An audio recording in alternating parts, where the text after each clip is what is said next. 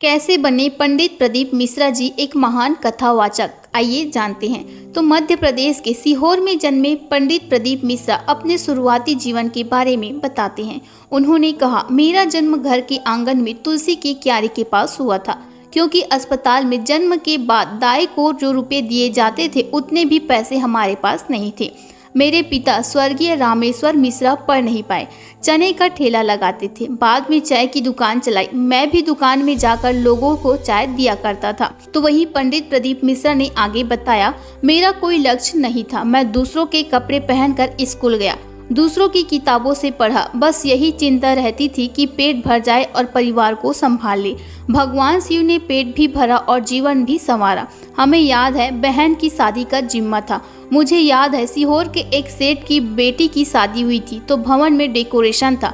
हम उस सेठ के पास हाथ जोड़कर कहने लगे कि वो अपना डेकोरेशन रहने दे, ताकि इसी में हमारी बहन की शादी हो जाए। पंडित प्रदीप मिश्रा जी ने आगे बताया, सीहोर में एक ब्राह्मण परिवार की गीताबाई पराशर नाम की एक महिला ने उन्हें कथावाचक बनने के लिए प्रेरित किया। वो दूसरों के घरों में खाना बनाने का काम करती थी। मैं उनके घर पर गया था। उन्होंने मुझे गुरु दीक्षा के लिए इंदौर भेजा।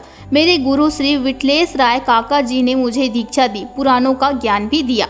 आगे अपने कथा के कार्यक्रमों में पंडित प्रदीप मिश्रा लोगों से कहते हैं, एक लोटा जल समस्या का हल। इसके बारे में उन्होंने कहा, शिव बाबा की कृपा होती है जल चढ़ाने से। माता पार्वती भी उन्हें जल चढ़ाती थी, भगवान गणेश जी भी।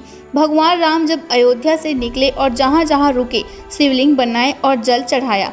जल का महत्व ये है कि हम अपने हृदय भाव भगवान को अर्पित कर रहे हैं। हृदय में शिव का ध्यान करके जल चढ़ाइए और अपनी समस्या भगवान से करिए। हमारे यहाँ शिव पुराण में कमल गट्टे के जल का प्रयोग बताया गया है। इसे शुक्रवार के दिन भगवान शिव पर चढ़ाए, इससे लक्ष्मी आती है और आरोग्यता रहती है।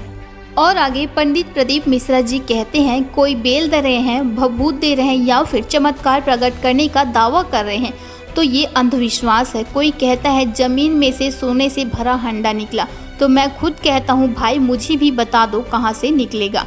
ये सब अंधविश्वास है। आस्था में अंतर है। आस्था में आपने किसी के प्रति काम किया, आपके प्रति विश्वास बढ़ गया, ये आस्था है, दिखावा नहीं। हम तो कहते हैं घर के करीब शंकर का स्मरण करो, दूर जाकर शिवालय श्रेष्ठ समझकर वहां पूजा करने से लाभ नहीं है। अपनी आस्था से अपने आसपास ही शिव को महसूस किया जा सकता है। इस प्रकार पंडित प्रदीप मिश्रा जी ने अपने बीते हुए कठिन समय के बारे में बताया। फिलहाल इस वीडियो में बस इतना ही। तो अगर आप भी पंडित प्रदीप मिश्रा जी की कथा सुनते हैं तो इस वीडियो पर आप हमें श्री शिवाय नमस्तोभ्यम कमेंट करके जरूर लिखिएगा। मिलते हैं नेक्स्ट वीडियो में।